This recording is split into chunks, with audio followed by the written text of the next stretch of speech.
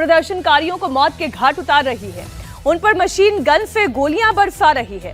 Trump की धमकी के बाद ईरान में कैसे हैं हालात? खामेनेई कैंप में क्यों मचा हुआ है हड़कंप? ईरान को अपना एयर स्पेस क्यों बंद करना पड़ा? आपके इन तमाम सवालों के जवाब आपको मिलने जा रहे हैं, लेकिन उससे पहले ईरान को लेकर एक बड़ी जानकारी आपको दे दूं। ईरान में जारी विद्रोह के बीच अमेरिका ने खामेनेई के खिलाफ बड़े एक्शन की तैयारी शुरू की है। वेनेजुएला की तर्ज पर ही अमेरिका ने ईरान के खिलाफ भी तैयारी शुरू कर दी है। जैसे ट्रंप ने ऑपरेशन मांद्रो को लेकर पहले वेनेजुएला की घेराबंदी की थी, ठीक उसी तरह ट्रंप ने ऑपरेशन खामेनेई को लेकर भी तैयारी शुरू कर दी है। ईरान की घेराबंदी के लिए अमेरिका ईरान के आसपास अपनी सैन्य मौजूदगी बढ़ाना शुरू कर चुका है। दुनिया की सबसे ताकतवर माने जाने वाले वॉरशिप यूएसएस अब्राहम लिंकन को अमेरिका ने कैरियर स्ट्राइक ग्रुप के साथ साउथ चाइना सी से मिडिल ईस्ट की तरफ मूव कर दिया है। यूएसएस अब्राहम लिंकन अमेरिकी नौसेना का एक न्यूक्लियर पावर्ड एयरक्राफ्ट कैरियर है। बताया जा रहा है कि मिडिल ईस्ट में अमेरिका का कोई कैरियर स्ट्राइक ग्रुप मौजूद नहीं है, इसलिए अब्राहम लिंकन को ऑपरेशन ईरान के लिए ही मूव किया गया है।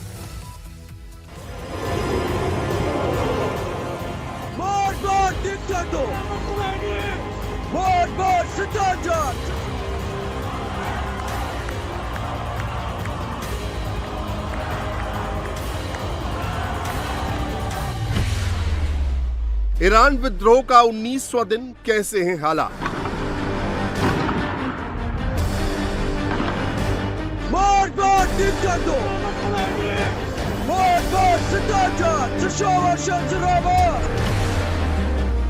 ईरान ने क्यों किया अपना एयर स्पेस बंद?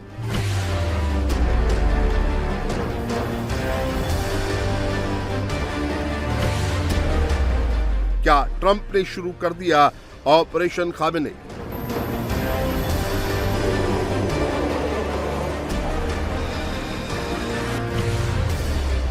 ट्रंप ने सबसे बड़े युद्धपोत को क्यों किया मूव?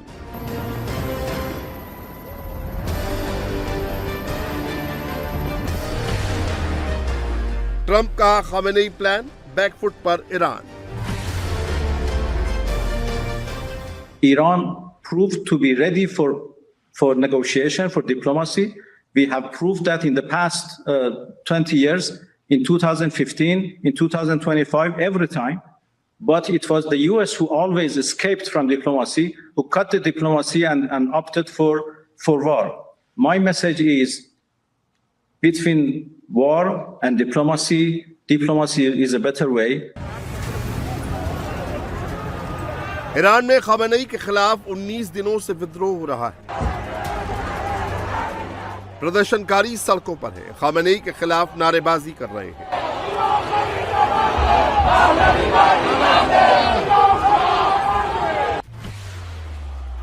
एक तरफ ईरान में खामेनेई को सत्ता से उखाड़ फेंकने का जुनून है, तो वहीं दूसरी ओर खामेनेई हर हाल में प्रोटेस्ट को कुचलना चाहते हैं। विरोध प्रदर्शन करने वालों को गोलियों से भनवा रहे हैं। प्रदर्शनकारियों को चुन चुन कर मारा जा रहा है, उन पर गोलियों की बौछार की जा रही है। ईरान की सड़कों पर नरसंहार की तस्वीर दुनिया के सामने ना आए, इसके लिए इंटरनेट सर्विस को बंद कर दिया गया है। मोबाइल फोन की सर्विस भी बंद कर दी गई है। स्टारलिंक के कनेक्शन को ब्लॉक कर दिया गया है ताकि विद्रोह की कोई तस्वीर दुनिया के सामने ना आए। खामेनेई के खिलाफ भड़के गुस्से को दुनिया ना देख सके और विद्रोह को कुचला जा सके।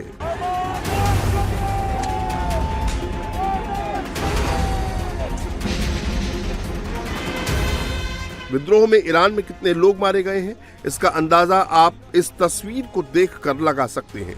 ये तस्वीर ईरान की राजधानी तेहरान की है, जहां लाशों का सामूहिक अंतिम संस्कार किया जा रहा है। ट्रकों पर मारे गए उन लोगों के शव हैं जो विद्रोह के दौरान मारे गए हैं, जिसमें सुरक्षाकर्मी और खामेनेई समर्थक लोग हैं। Iran held a mass funeral today for some 100 security officials and others killed in the crackdown on protests in the country. Now, this came with a crowd of tens of thousands who gathered outside of Tehran University. These caskets were covered in red and white roses, and people in the crowd held aloft pictures of Iran's Supreme Leader Ayatollah Ali Khamenei. But This was a pro-government demonstration, and it came as the death toll in the protests rose to over 2,500 people killed, the vast majority of them demonstrators. This warned that this death toll is likely to rise even further. And meanwhile, we're getting more information come out of Iran because as of now, activists there say that Starlink service, that satellite internet service, is now free, so they're able to transmit more videos and photos out when the government has entirely shut down the internet since last week. Iran में जिस तरह विरोधियों का कत्लेआम हो रहा है, Khamenei विरोधियों की हत्याएं की जा रही हैं, उससे अमेरिकी राष्ट्रपति ट्रंप का गुस्सा हाई है। बताया जा रहा है कि ईरान में जारी प्रोटेस्ट और टेंशन के बीच अमेरिका ने अपने युद्धपोत को मूव कर दिया है। अमेरिका के युद्धपोत यूएसएस इब्राहिम लिंकन को साउथ चाइना सी से पश्चिम एशिया की तरफ रवाना कर दिया गया है।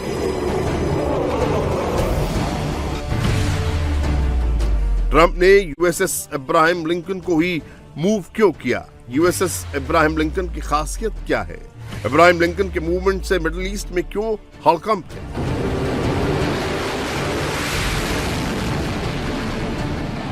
Aircraft carrier USS Ibrahim Lincoln एक विशालकाय बेड़ा, ये इतना पावरफुल है कि ईरान जैसे देश में तबाही मचा सकता है। इसे चलता फिरता युद्ध का मैदान कहा जाता है।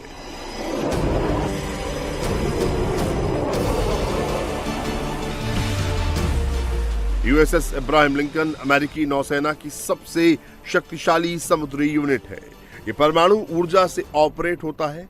इस करियर स्ट्राइक पर अमेरिकी सेना ने करीब 8,000 बेहद ट्रेंड सैनिक तैनात किए हैं। इसके अलावा FA-18E F super hornet multi role fighter, F-35C lightning 2 stealth fighter, E-2D hawkeye, MH-60R-S seahawk और EA-18G ग्रोवलर जैसे इलेक्ट्रॉनिक वॉरफेयर से लैस है। इब्राहिम लिंकन एयरक्राफ्ट कैरियर पर 90 लड़ाकू विमानों और हेलीकॉप्टर को ले जाने की क्षमता है। इसके अलावा इस एयरक्राफ्ट कैरियर पर आर्ले बर्ग क्लास गाइडेड मिसाइल डिस्ट्रॉयर भी तैनात है। मध्य पूर्व की तरफ इस एयरक्राफ्ट कैरियर के बढ़ने से आशंका जताई जा रही है कि अमेरिका ईरान पर हमला करने के लिए इसे भेज रहा है। इसके अलावा अगर ईरान इजराइल पर मिसाइल हमले करता है तो ये उन मिसाइलों को भी इंटरसेप्ट करने के काम करेगा, जैसा कि पिछले साल जून महीने में देखा गया था। एयरक्राफ्ट कैरियर पर टॉमहॉक मिसाइलें तैनात हैं, जिसकी मार करने की क्षमता 1600 से 2500 किलोमीटर के बीच है। इससे ये ईरान की सीमा में घुसे बगैर राजधानी तेहरान समेत देश के कई हिस्सों में हमला कर सकता है। अमेरिका की धमकी के बाद ईरान में हड़कंप है। ईरान को भी डर सता रहा है कि कभी भी ट्रंप अटैक कर सकते हैं, इसीलिए ईरान ने अपना एयर स्पेस बंद कर दिया। तेहरान में नो टाइम जारी कर दिया गया। ईरान से आने जाने वाली अंतर्राष्ट्रीय उड़ानों को छोड़कर सभी उड़ानों पर रोक लगा दी गई। ईरान ने अपना एयर स्पेस इसलिए बंद किया क्योंकि अमेरिका ने कतर स्थित अपने ठिकानों से सैनिकों को वापस बुलाना शुरू कर दिया था। दरअसल ईरान ने चेतावनी दी थी कि अगर वॉशिंगटन हमला करता है तो वो अमेरिकी ठिकानों पर हमला करेगा। इसके बाद भारत सरकार ने भी एडवाइजरी जारी की और भारतीयों को जल्द से जल्द वहां से निकलने की सलाह दी। अब यूएसएस इब्राहिम लिंकन के मूवमेंट से टेंशन बढ़ गई है, क्योंकि इसे ट्रंप के उस फैसले से जोड़कर देखा जा रहा है जिसमें ट्रंप ने प्रदर्शनकारियों से कहा था कि वो उनकी मदद के लिए आगे आ रहे हैं। हालांकि अमेरिकी राष्ट्रपति डोनाल्ड ट्रंप की धमकियों के बाद प्रदर्शनकारियों को फांसी देने के फैसले से ईरान पीछे हट गया है। President, on Iran, you said that the killing has stopped. Who told you that the killings have stopped there? And if it's the Iranian regime? We have been informed by very important sources on the other side, and they've said the killing has stopped and the executions won't take place. There were supposed to be a lot of executions today, and that the executions won't take place. And we're going to find out. I mean, I'll find out after this. You'll find out. But we've been told on good authority, and I hope it's true. Who knows, right? Who knows? We've seen the body bags, so how do you trust them? No, you've seen that over the last few days, and they said people were shooting at them with guns, and they were shooting back, and you know, it's one of those things. But they told me that there'll be no executions, and so I hope that's true.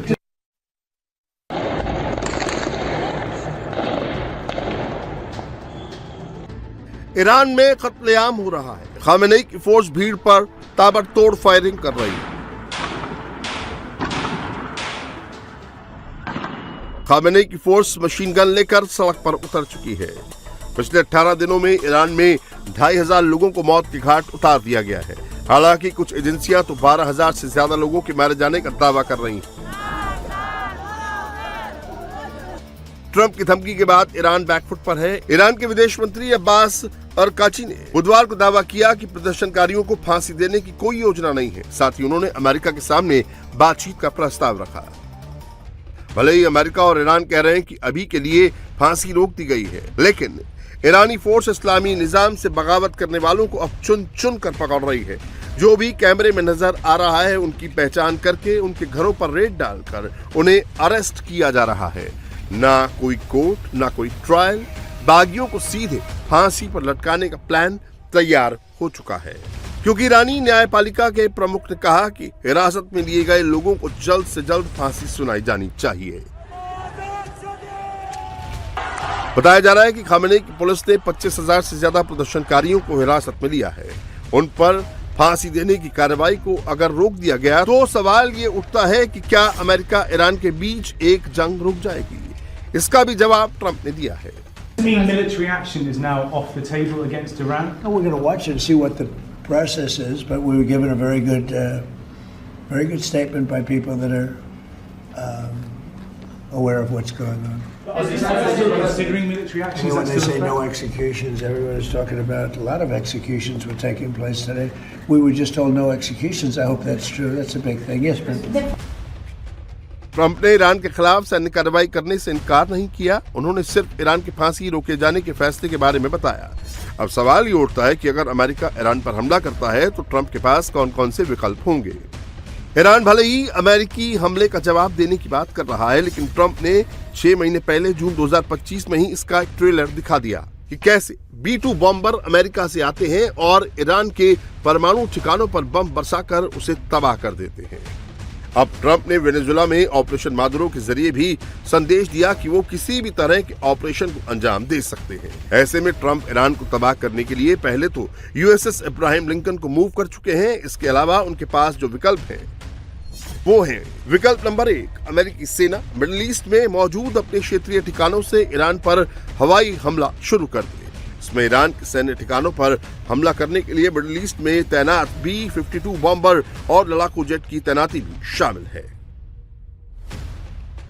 विकल्प number 2, drone का इस्तेमाल कर America ईरानी revolutionary guard के ठिकानों पर हमला कर सकता है। विकल्प नंबर 3, साइबर युद्ध भी एक रास्ता हो सकता है। अमेरिका के साइबर ऑपरेशन का उद्देश्य ईरानी कमांड सिस्टम, संचार नेटवर्क और सेना के कोऑर्डिनेशन को बाधित करना हो सकता है। इससे तेहरान के प्रभावी ढंग से जवाब देने की क्षमता सीमित हो सकती है। विकल्प नंबर 4, वॉशिंगटन गुप्त सैन्य मिशनों पर भी विचार कर सकता है। इनमें ईरान के महत्वपूर्ण सैन्य या रणनीतिक एसेट को रास्ते से हटाने की कार्रवाई करने वाली सेना की खास यूनिट शामिल होंगी, जो ईरान की क्षमताओं को कम करते हुए पूर्ण पैमाने पर आक्रमण से बचेगी। विकल्प नंबर 5, आखिरी विकल्प कि अमेरिका लंबी दूरी की मिसाइलों का उपयोग करके टारगेट बनाए गए ईरान के बुनियादी ढांचे पर हमले कर सकता है। इस तरह के हमले मिसाइल बनाने वाली ईरानी फैक्ट्रियों या परमाणु साइटों पर केंद्रित हो सकते हैं। दरअसल अमेरिकी राष्ट्रपति ट्रंप खामेनेई की जगह रेजा पहलवी को ईरान की सत्ता सौंपना चाहते हैं। ईरान में जो विद्रोह हो रहा है उसमें प्रदर्शनकारी भी रेजा पहलवी की वापसी की मांग कर रहे हैं।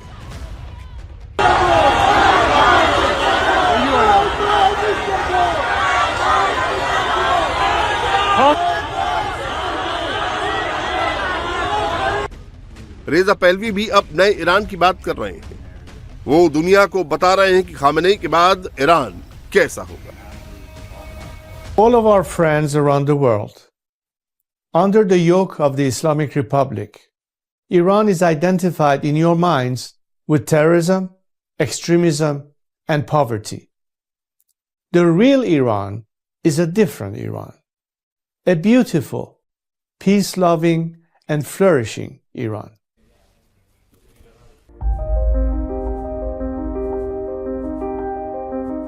ट्रंप की सेना ईरान में बमों की बारिश के लिए बस ऑर्डर का इंतजार कर रही है।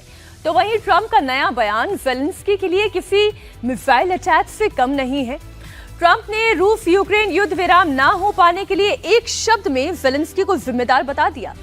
ट्रंप ने जो कहा है वो यूक्रेन और ज़ेलेंस्की के लिए खतरे की घंटी है। यूक्रेन पर बरस रही रूसी मिसाइलों के बीच ज़ेलेंस्की की टेंशन और ज्यादा बढ़ गई है।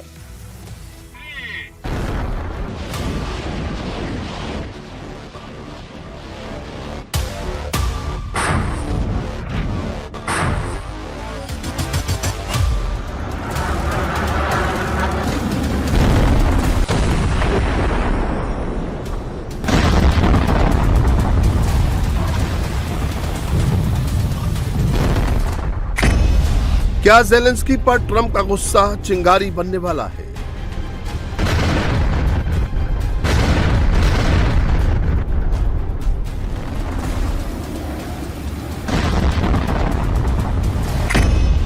क्या ज़ेलेंस्की को ट्रंप सबक सिखाने वाले हैं?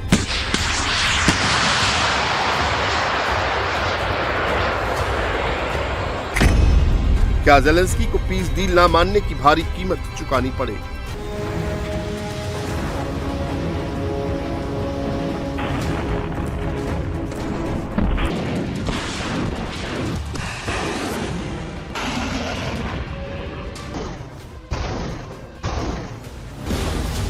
यूक्रेन पर पुतिन पहले से फायर मोड में नॉनस्टॉप बम बरसाए जा रहे हैं।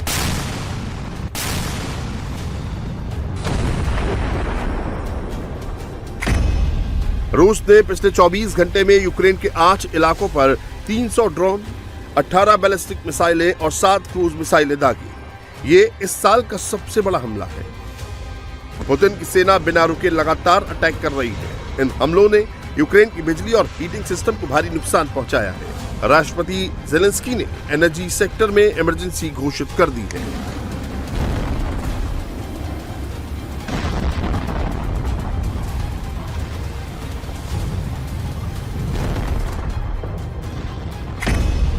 यूक्रेन के रोस्टोव ऑन डॉन शहर में ड्रोन से हमले हुए हैं, जिसमें एक शख्स की मौत हो गई और 4 घायल हो गए, जिसमें 4 साल की एक बच्ची भी शामिल है। रूस के डेडली अटैक में इंडस्ट्रियल प्लांट और एक डिपो में आग लग गई। कई अपार्टमेंट इमारतों को नुकसान पहुंचा और 2 निजी मकान जलकर खाक हो गए। 25 हमले रोस्टोव क्षेत्र में हुए और 19 स्टावरोपोल इलाके में। यूक्रेन के बंदरगाह ओडेसा में भी रूस ने हमला किया है। इसमें 5 लोग घायल हुए हैं।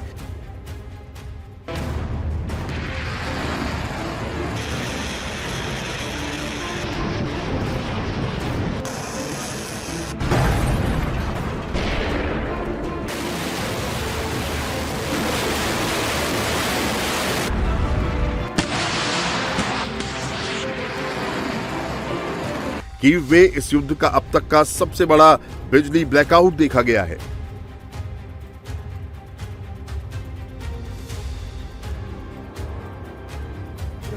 कीव के साथ ही खार्किव में भी ऊर्जा ठिकानों पर हमले हुए हैं, जिससे बिजली सप्लाई ठप हो गई।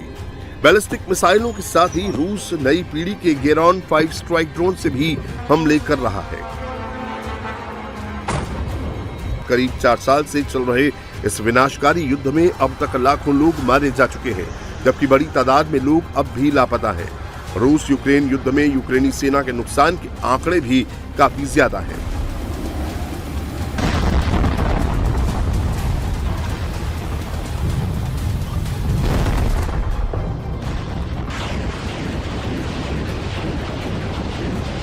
इस भीषण युद्ध में अब तक करीब 15 लाख से ज्यादा लोगों की मौत हो चुकी है।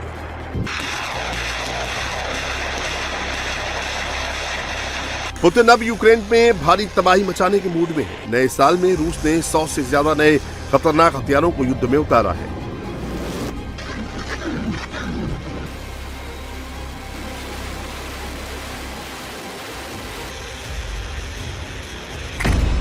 रूस अब नई पीढ़ी के ओरेशनिक बैलिस्टिक मिसाइल को युद्ध में उतार चुका है। ये ध्वनि की रफ्तार से 10 गुना ज्यादा तेज उड़ान भरती है।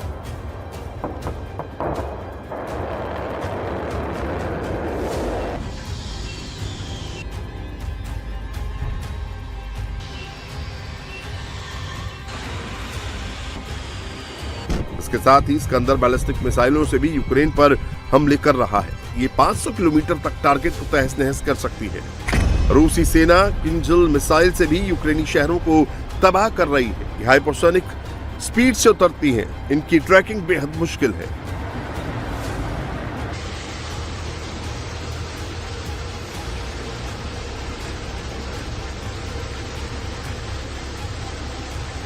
इसके साथ ही ज़िरकॉन हाइपरसोनिक क्रूज मिसाइल से भी यूक्रेन में भारी तबाही हो रही है। ये ध्वनि की रफ्तार से 8 गुना तेज होती है। कैलिबर रूस की सबसे ज्यादा इस्तेमाल की जाने वाली लंबी दूरी की क्रूज मिसाइलों में से एक है, जिसे जहाजों और पनडुब्बियों से दागा जाता है।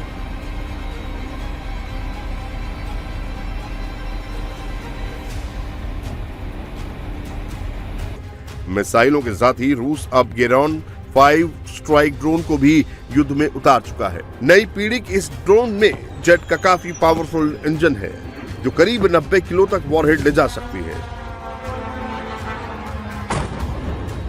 पुतिन की सेना और हथियार दोनों यूक्रेन को दिन ब दिन तबाह करने में लगे हैं।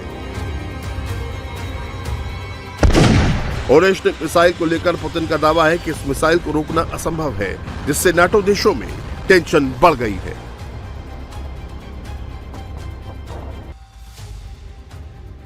यूक्रेन के प्रेसिडेंट जेलेंस्की युद्ध विराम की बात तो करते हैं, पीस प्लान पर 90% सहमति का दावा भी करते हैं, लेकिन ट्रंप का मानना उनसे अलग है।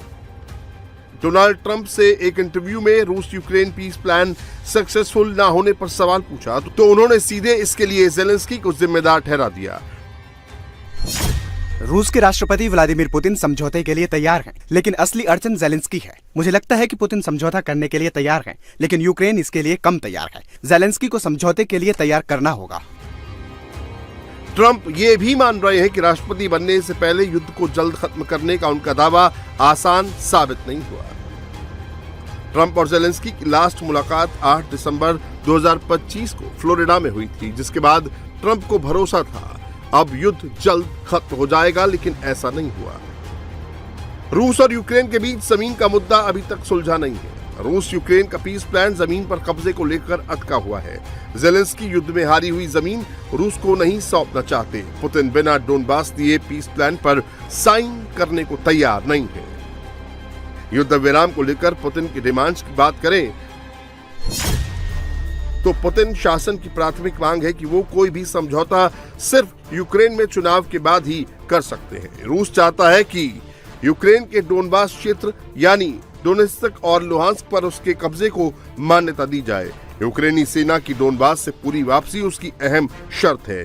रूस चाहता है कि उसके यूक्रेन के आंशिक रूप से कब्जे वाले दूसरे इलाकों में भी नियंत्रण को मान्यता दी जाए। इनमें खेरसोन, ज़ेपोरिजिया और क्रीमिया जैसे इलाके शामिल हैं, जिन पर रूस अपने कब्जे को स्थायी करना चाहता है। डोनबास को लेकर रूस लगातार धमकी देता है कि अगर ये इलाका उसे नहीं मिला तो मिसाइलें और भी ज्यादा आग बरसाएंगी। रूस ने शांति समझौते के बदले आर्थिक प्रतिबंधों में राहत की भी मांग की है। पीस डील को लेकर नाटो देश जेलेंस्की के साथ खड़े हैं। कल नाटो संसदीय सभा ने सदस्य देशों से यूक्रेन को एयर डिफेंस और मिसाइल सिस्टम की सप्लाई तेज करने को कहा है। नाटो की तरफ से कहा गया है कि यूरोपीय सहयोगी देश रूस के साथ पीस समझौते के बाद यूक्रेन को मजबूत सुरक्षा गारंटी देने को तैयार है। नाटो का टारगेट यूक्रेन को ऐसी पोजीशन में लाना है जहां वो पुतिन के सामने स्ट्रेंथ के साथ बातचीत कर सके। नाटो रूस को धमकी दे रहा है, लेकिन पुतिन के हमले नॉन स्टॉप जारी हैं। अटैक की भीषणता जरा इन तस्वीरों से लगा लीजिए। पूर्वी यूरोप के देश यूक्रेन में रूस तबाही मचा रहा है तो दुनिया के सबसे बड़े आइलैंड पर अमेरिकी कब्जे की धमकी से पूरे यूरोप में खलबली मच गई है। जर्मनी, फ्रांस, कनाडा समेत 6 देशों की सेना क्यों ग्रीनलैंड पहुंच रही है? अगर ट्रंप ने युद्ध छेड़ दिया तो फिर क्या होगा? नाटो ट्रंप की सुनेगा या यूएन चार्टर को मानेगा? ट्रंप को आखिर क्यों चाहिए ये बर्फीला द्वीप ग्रीनलैंड? समझिए इस रिपोर्ट से।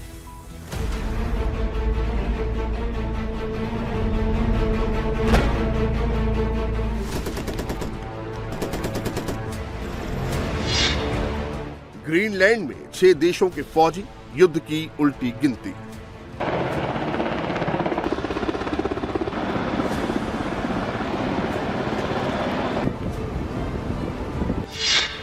अमेरिका ने हमला किया तो क्या होगा? नाटो ट्रंप की सुनेगा या चार्टर मानेगा?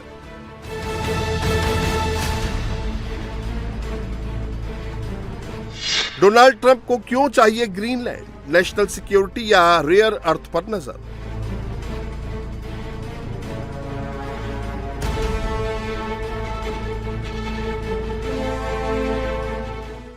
ग्रीनलैंड पर कब्जा करने की अमेरिकी राष्ट्रपति डोनाल्ड ट्रंप की जिद और धमकियों के बाद यूरोपीय देशों में हलचल बढ़ गई है।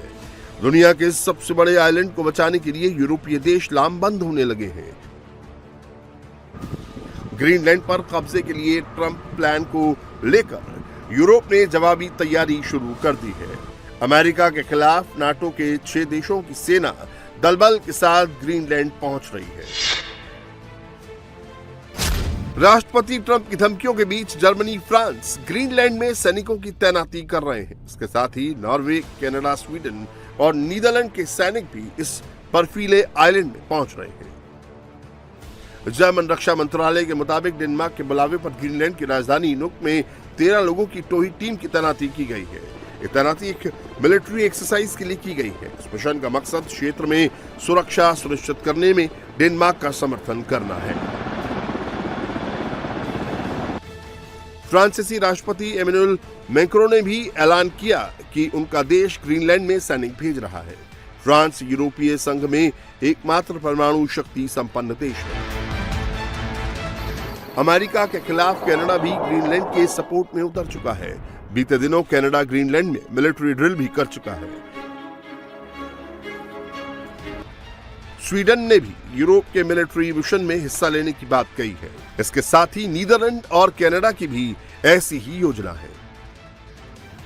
यूरोपीय देशों ने यह ऐलान ऐसे वक्त में किया जब वॉशिंगटन में अमेरिका, डेनमार्क और ग्रीनलैंड के अधिकारियों के बीच हाई लेवल मीटिंग है। ग्रीनलैंड को लेकर ट्रंप की मनमर्जी पर डेनमार्क समेत यूरोपीय संघ की चिंता बढ़ गई है।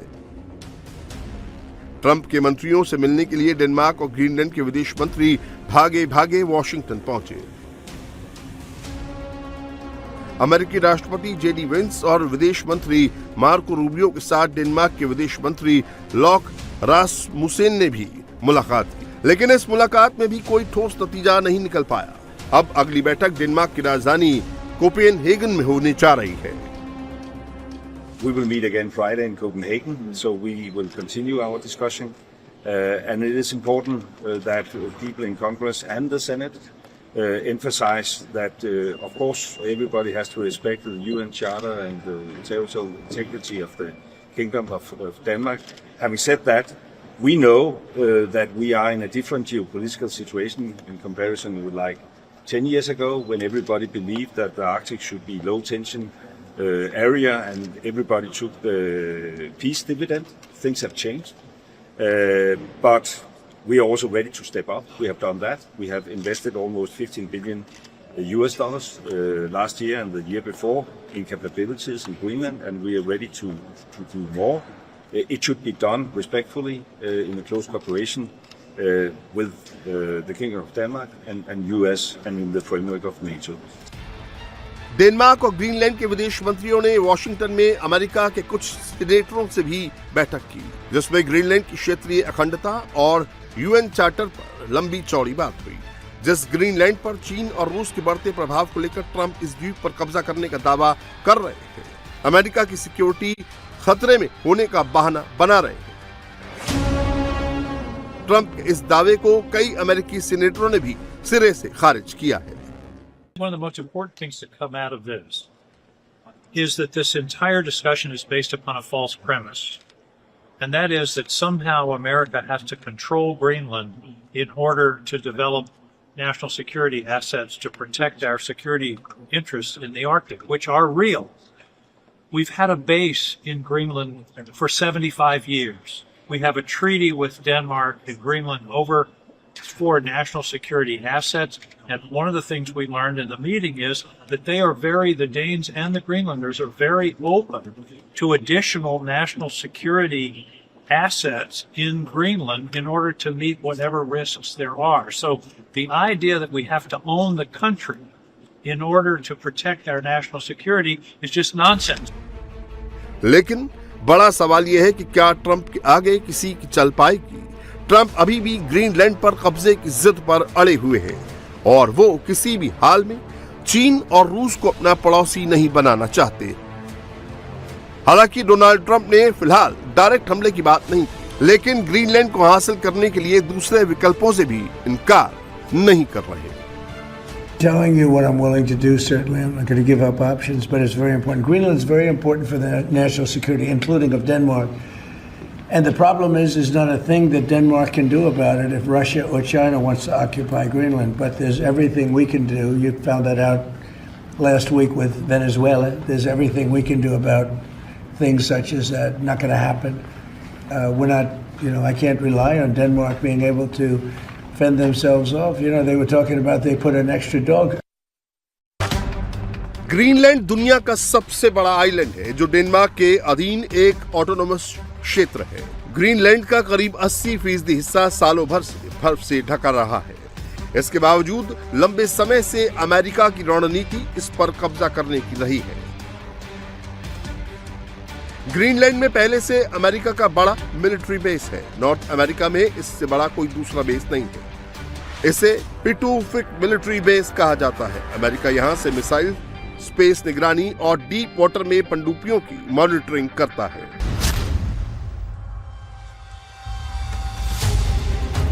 ट्रंप लगातार ये तर्क देते रहे हैं कि ग्रीनलैंड पर कंट्रोल अमेरिका की नेशनल सिक्योरिटी के लिए जरूरी है।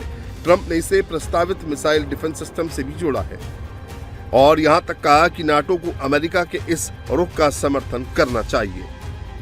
लेकिन ट्रंप के इन दावों को डेनमार्क ने सिरे से खारिज कर दिया है।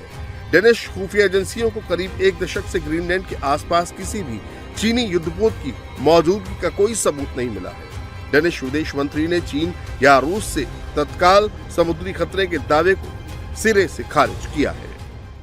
No Chinese investments in Greenland. When I served as Prime Minister, I served Prime Minister twice. We avoided any kind of Chinese investments in infrastructure. 10 years ago, the Road and Belt Initiative, what you have seen in Africa, we avoided all that. तो फिर क्या वजह है कि Donald Trump हर हाल में Greenland पर कब्जा करना चाहते हैं? ज्यादातर समय बर्फ से ढके रहने वाले ग्रीनलैंड का सामरिक और आर्थिक महत्व बहुत ज्यादा है। ग्रीनलैंड यूरोप और अमेरिका के बीच बफर जोन की तरह काम करता है। सामरिक तौर पर ये अमेरिका के ballistic missile, early warning system और सैन्य अभियानों के लिए बेहद अहम है।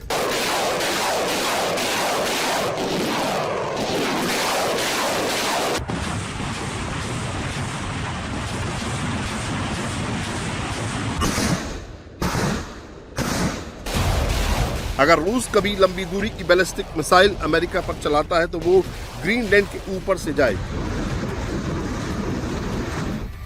अगर ग्रीनलैंड पर अमेरिका का कब्जा होगा तो अमेरिका उसे ग्रीनलैंड तक आने से पहले ही रोक सकता है। अमेरिका के मेनलैंड, वॉशिंगटन, न्यूयॉर्क, फ्लोरिडा जैसे शहरों तक रूसी मिसाइलें नहीं पहुंच पाएंगी। अगर ग्रीनलैंड अमेरिका के कब्जे में होगा तो इसे अमेरिका पर हमला माना जाएगा। ग्रीनलैंड पर कब्जे के पीछे ट्रंप का एक और बहाना है कि वहां समंदर में रूस और चीन के युद्धपोतों की संख्या बेहिसाब बढ़ रही है, जिससे अमेरिका की सुरक्षा को खतरा पैदा हो रहा है। दरअसल अमेरिकी नेशनल सिक्योरिटी का खतरा तो बहाना है ट्रंप का। असली निशाना ग्रीनलैंड में बर्फ के नीचे दबी अकूत दौलत है। ग्रीनलैंड में रेयर अर्थ एलिमेंट्स पर बड़ा भंडार है, जिसके मिलने से अमेरिका को चीन पर निर्भर नहीं रहना पड़ेगा। ग्रीनलैंड के रेयर अर्थ के 90% हिस्से को चीन कंट्रोल करता है। ज्यादा रेयर अर्थ एलिमेंट्स का चीन उत्पादन करता है। ग्रीनलैंड के पास यूरेनियम भी है, जिसका अमेरिका अभी रूस से इंपोर्ट करता है। ग्रीनलैंड के पास लिथियम, कोबाल्ट, निकेल, तांबा और ग्रेफाइट भी प्रचुर मात्रा में है, जो मॉडर्न टेक इंडस्ट्री के लिए बेहद जरूरी है। ग्रीनलैंड के इन्हीं रेयर अर्थ मिनरल्स पर ट्रंप की नजर है और हर हाल में उसे हासिल करना चाहते हैं। इसके लिए ट्रंप ग्रीनलैंड को डेनमार्क से अलग थलग करना चाहते हैं। अमेरिका का समुद्री ट्रेड रूट्स पर भी नजर आ रहा है। क्लाइमेट चेंज के कारण आर्कटिक में नई शिपिंग रास्ते खुल रहे हैं, जो एशिया, यूरोप और अमेरिका के बीच हजारों किलोमीटर की दूरी को कम कर देंगे। रास्ता छोटा होने से व्यापार लागत कम हो सकती है बर्फ पिघलने से नए रास्ते को आर्कटिक सिल्क रोड कहा जा रहा है। इन रास्तों पर जिसका कंट्रोल होगा वो ग्लोबल ट्रेड पर असर डाल सकता है। ग्रीनलैंड इन रास्तों के लिए एक अहम प्लेस है। जिस नाटो पर अमेरिका का दबदबा है, अगर वही अमेरिका नाटो देशों पर हमला करके उस पर कब्जा कर लेता है तो नाटो के सदस्य देश क्या करेंगे? फिलहाल नाटो के 6 देश अमेरिका के खिलाफ उतर चुके हैं। ग्रीनलैंड को सपोर्ट करने के लिए इन देशों के सैनिक ग्रीनलैंड पहुंच रहे हैं।